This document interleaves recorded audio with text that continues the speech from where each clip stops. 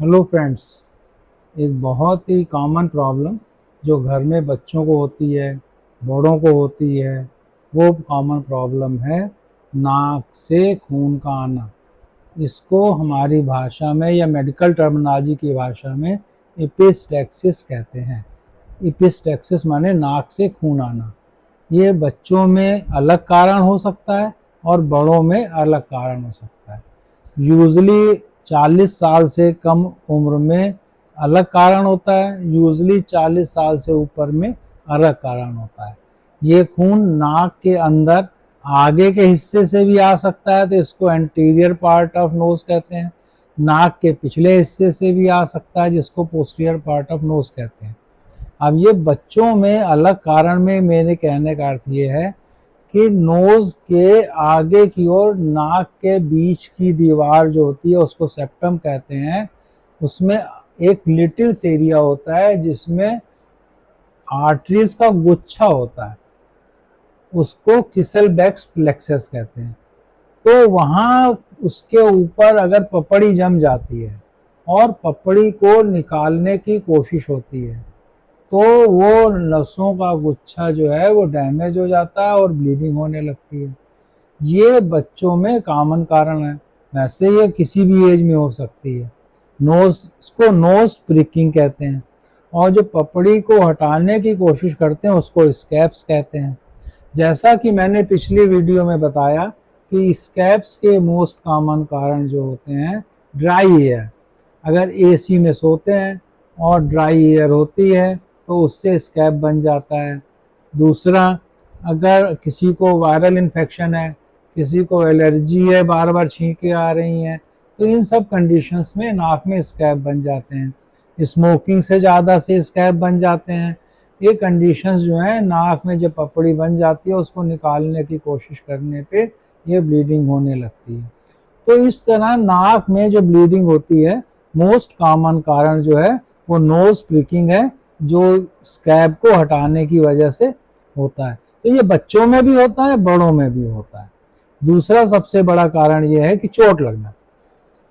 ये चोट एक्सीडेंट से भी हो सकती है, नाक की हड्डी टूटने से भी हो सकती है, किसी की मुक्का मारने से भी हो सकती है, किसी की नाक पे झापड़ मारने से हो सकती है, पैर फिसलने से हो सकता है। कोई भी वजह जब नाक की हड्डी में और मांस में चोट लगती है तो नाक से खून आ सकता है। दूसरा सबसे बड़ा एक और कारण में से आता है कि कई लोग केमिकल फैक्ट्रियों में काम करते हैं, तो उसकी केमिकल्स जो फ्यूम्स हवा में उड़ती हैं वो नाक में इरिटेशन करती हैं और उसकी वजह से भी पपड़ी बन के या इरिटेशन से नाक से ब्लीडिंग हो सकती है। अब देखिए, कई लोग बार बार नाक साफ करते रहते हैं तो उससे नाक की झिल्ली फट जाती है अंदर, तो उससे भी खून आने के चांस बहुत ज़्यादा हो जाते हैं। इसलिए आराम से पोंछना चाहिए, कस के साफ नहीं करना चाहिए, नाक में उंगली नहीं डालनी चाहिए, जिससे कि अगर कभी नाखून लग जाए या कभी स्कैब छीलते हुए फट जाए। कई बार ऐसा होता है उंगली डालने से स्कैब नहीं है, तब भी खून आ जाता है, क्योंकि नाखून जो है अंदर की मुलायम टिश्यूज पे लग जाता है और नसें फटने से खून आने लगता है। कई लोग जो होते हैं 40 साल की उम्र से ज़्यादा, उनमें ब्लड प्रेशर बहुत ज़्यादा होता है। दवाई रेगुलर लेते हैं, कभी कभी भूल जाते हैं, या कभी टेंशन हो गया तो बहुत ज़्यादा बीपी हो गया, तो उस प्रेशर से नस फट जाती है, ब्लड वेसल्स फट जाती हैं। इस वजह से भी ब्लड प्रेशर ज़्यादा होने से नस फटने से ब्लीडिंग होने लगती है। इसको एपिस्टैक्सिस कहते हैं। कई लोग जो हार्ट पेशेंट्स होते हैं वो ब्लड थिनर्स पे होते हैं या ब्लड क्लॉटिंग डिफिशियंसीज में प्रॉब्लम्स में रहते हैं, तो ब्लड थिनर जैसे एस्पिरिन की दवाई है, तो ये सब खून को पतला करते हैं और खून में जमने की ताकत को कम कर देते हैं। कई लोगों को थ्रोम्बोसाइटोपेनिक परफ्यूरा होता है, उसकी वजह से भी प्लेटलेट की कमी होती है और खून जमने की ताकत कम हो जाती है। तो इन सब वजह से जब बॉडी में दूसरे स्किन में भी चकत्ते पड़ते हैं, नाक से भी खून आता है, तो इस तरह ब्लड थिनर्स भी प्रॉब्लम करते हैं। कई बार ऑपरेशन के बाद, नाक का ऑपरेशन हुआ, मरीज घर गया, पट्टी हट गई और बाद में नाक उस जगह से क्लॉट हटा और ब्लीडिंग होने लगी, तो इसको कहते हैं पोस्ट ऑपरेटिव, नहीं, ऑपरेशन के बाद मरीज घर चला गया, 7वें 8वें दिन इन्फेक्शन हुआ और ब्लीडिंग होने लगी, तो इसको कहते हैं पोस्ट ऑपरेटिव ब्लीडिंग। एक चीज और, कई बार नाक में ट्यूमर होता है, उससे भी खून आ सकता है। एक चीज और है, कई बार बच्चे नाक में कुछ डाल के या फॉरेन बॉडी डाल के भूल जाते हैं, घर वालों को बताते ही नहीं, तो उसमें इन्फेक्शन होने लगता है, राइनोलिथ बनने लगता है, नाक से पस आने लगता है, नाक से ब्लीडिंग भी होने लगती है। तो वो ब्लीडिंग में बाद में फॉरेन बॉडी की वजह से होती है। तो इसलिए ये भी देखना पड़ता है कि नाक में कोई पुरानी फॉरेन बॉडी तो नहीं पड़ी है, उसने कोई मटर चना कोई पहले से तो नहीं डाल रखा है जो सड़ गया है और नाक में इन्फेक्शन करके ब्लीडिंग हो रही है। तो इस तरह हम लोग देखते हैं कि किस वजह से खून आ रहा है। तो ब्लड थिनर से हो गया, ट्यूमर से हो गया, फ्रीक्वेंट नोज ब्लीडिंग से हो गया। इसके लिए और क्या करना है, हमें यह देखना है, कई बार नाक में कीड़े पड़ जाते हैं जिसको मैगट्स कहते हैं, मक्खी अंडे दे जाते हैं, तो ये मैगट मांस को खाते हैं, उसके वजह से भी नाक से ब्लीडिंग होती है और मरीज को दिक्कत होती है। लेकिन हाँ, मैगट्स की वजह से होती है तो साथ में चेहरे में, आंख में सूजन आ जाती है, दर्द होता है, हेडेक होता है, बदबू आती है। तो इस मरीज को नहीं आती, मरीज के सामने जो बैठा है उसको आती है। इसको पीनस का रोग या एट्रोफिक राइनाइटिस कहते हैं। उस कंडीशन में पपड़ी भी होती है, तो मरीज को कई वजह से नाक से खून आता है। अब हर वजह का मैनेजमेंट अलग है, लेकिन बेसिक मैनेजमेंट एक है। बेसिक मैनेजमेंट ये है कि अचानक किसी बच्चे को या बड़े को खून आ रहा है, तो सबसे पहले उसको क्या करना है, उसके लिए हम लोग ट्रॉटर्स मेथड इस्तेमाल करते हैं, जो घर में कोई भी इस्तेमाल कर सकता है और करना भी चाहिए। इसके लिए आदमी को सीधा बैठना है, सीधे बैठ के अपने सिर को आगे की ओर झुकाना है, लेटना नहीं है। किसी को भी खून आ रहा हो तो लोग लेटा देते हैं, गलत करते हैं। किसी को भी जब खून आ रहा हो तो लेटाना नहीं होता। लेटाने से क्या होगा, मुंह के रास्ते से पेट में जाएगा, जब पेट में जाएगा तो खून पेट में इरिटेट करेगा, इरिटेट करेगा तो खून की उल्टी होने लगेगी, खून की उल्टी होने लगेगी तो आदमी प्रॉब्लम में आ सकता है, उसको चक्कर जैसा आ सकता है, उसको बेहोशी जैसे आ सकती है। तो इसलिए, और पता नहीं चलता कितना खून आया, जिससे कि डॉक्टर मैनेज नहीं कर पाता। इसलिए जब भी नाक से खून आए तो बैठना है, सिर झुकाना है और बाएं हाथ से इंडेक्स फिंगर और थंब इसके बीच में नाक को दबा लेना है और सामने वाले से, उस मरीज से कहना है कि मुंह से सांस ले, नाक से नहीं। ऐसा 15 से 20 मिनट तक सांस लेता है तो खून मोस्टली बंद हो जाता है। उसके बाद आदमी को क्या करना है, बर्फ को उसके ऊपर पैक रखना है, उससे ब्लड वेसल सिकुड़ जाती हैं और ब्लीडिंग बंद हो जाती है। तो ये इमरजेंसी मेथड है। घर में कोई भी जिसको नाक से खून आ रहा है, इस ट्रॉटर्स मेथड को यूज करके खून बंद कर सकता है।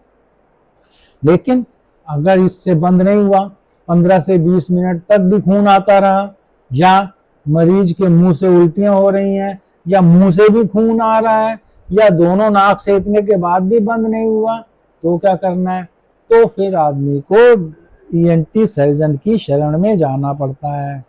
अब ईएनटी सर्जन क्या करता है, वो बैठ के एग्जामिन करता है नेजल स्पेकुलम और एंडोस्कोप से कि खून आ कहाँ से रहा है, उसका कारण क्या है। अब वो देखता है एक नाक से खून आ रहा है कि दोनों से आ रहा है। अगर एक नाक से आ रहा है तो कहीं फॉरेन बॉडी तो नहीं है, या लिटिस एरिया से प्रिकिंग की वजह से तो नहीं आ रहा, या पूरे के पूरे सरफेस से तो नहीं आ रहा, कोई ट्यूमर से तो नहीं आ रहा, कोई साइनोसाइटिस जैसा पस जैसी चीज तो नहीं है, या मैगेट तो नहीं पड़े हुए। तो ये सब चीजें एग्जामिन करके देखता है। लेकिन अगर खून दोनों साइड से आ रहा है, डिफ्यूज है, तो उसको शक होता है कि ये खून की गड़बड़ से तो नहीं है, तो उस समय वो ब्लड टेस्ट कराता है, उसमें देखता है प्लेटलेट कैसी हैं, उसमें फैक्टर 7 डिफिशिएंसी हीमोफीलिया तो नहीं है, इस तरह की, या उससे हिस्ट्री लेता है कि तुम कोई ब्लड थिनर तो नहीं लेते हो, कोई एस्प्रिन की गोली तो नहीं लेते हो, या ब्लड प्रेशर तो नहीं रहता। बीपी फट से नापता है ईएनटी सर्जन, देखता है कि बीपी बढ़ा तो नहीं हुआ, अगर बीपी बढ़ा है तो बीपी कम करने की इमरजेंसी मेडिसिन देता है। और क्या करता है, और ये देखता है कि उसका कारण क्या है, नाक तो नहीं टूटी, एक्सीडेंट तो नहीं हुआ, ये सब हिस्ट्री में पूछता है। अगर एक्सीडेंट हुआ है तो वो नाक की हड्डी को ठीक करता है, पैक करता है, ब्लीडिंग बंद हो जाती है। नाक के अंदर जो पैक रखते हैं, किसी भी वजह से ब्लीडिंग अगर हो रही है तो उसको 24 से 48 घंटे रखा जाता है और तब तक बाकी मैनेजमेंट किया जाता है। ब्लड प्रेशर का करा जाता है, चोट का करा जाता है, फॉरेन बॉडी है तो उसको निकालने का करा जाता है, कीड़े हैं तो उसको हटाने की कोशिश की जाती है, अगर कोई ब्लड थिनर ले रहा है तो उसको रोक दिया जाता है। तो इस सब तरह से हम लोग कारण भी दूर कर लेते हैं। अगर कोई हैवी स्मोकर है तो कहते हैं भैया स्मोकिंग ना करो, पपड़ी जमेगी। हैवी ड्रिंकर है तो उससे कहते हैं भैया अभी ड्रिंक ना लो, थोड़ी लो, कभी ज़्यादा मत लो। तो इन सब वजह से हम लोग इपिस्टैक्सिस यानी नाक से खून आने का कारण दूर करते हैं और उसके बाद उसका इलाज करते हैं। तो फर्स्ट एड तो घर में कर ली, फर्स्ट एड से ठीक नहीं हुआ तो अगर हम लोग नोज में आर्टरी कर देते हैं, यानी जिस नस से आ रहा है उसको बंद करते हैं। अब वो केमिकल से भी करते हैं या इलेक्ट्रिक से भी करते हैं।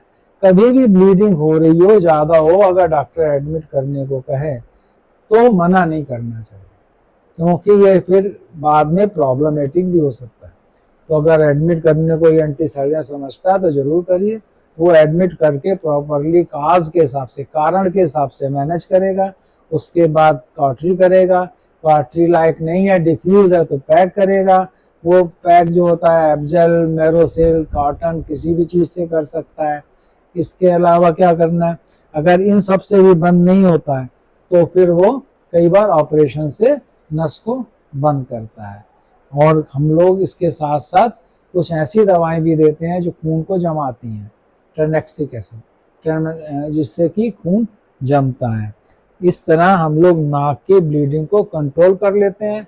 और फर्स्ट एड आप घर में करिए, मरीज को लेटाइए नहीं खून आए तो, नोज प्रिकिंग मत करिए, ड्राई एयर में मत सोइए, हैवी स्मोकिंग अवॉइड करिए, नाक में उंगली मत डालिए, कस के साफ नहीं करिए, और अगर आए तो फर्स्ट एड की तरह टॉर्टस मेथड इस्तेमाल करिए, उस पर बर्फ लगाइए। इस तरह आप नाक से ब्लीडिंग को कंट्रोल कर सकते हैं। Thank you.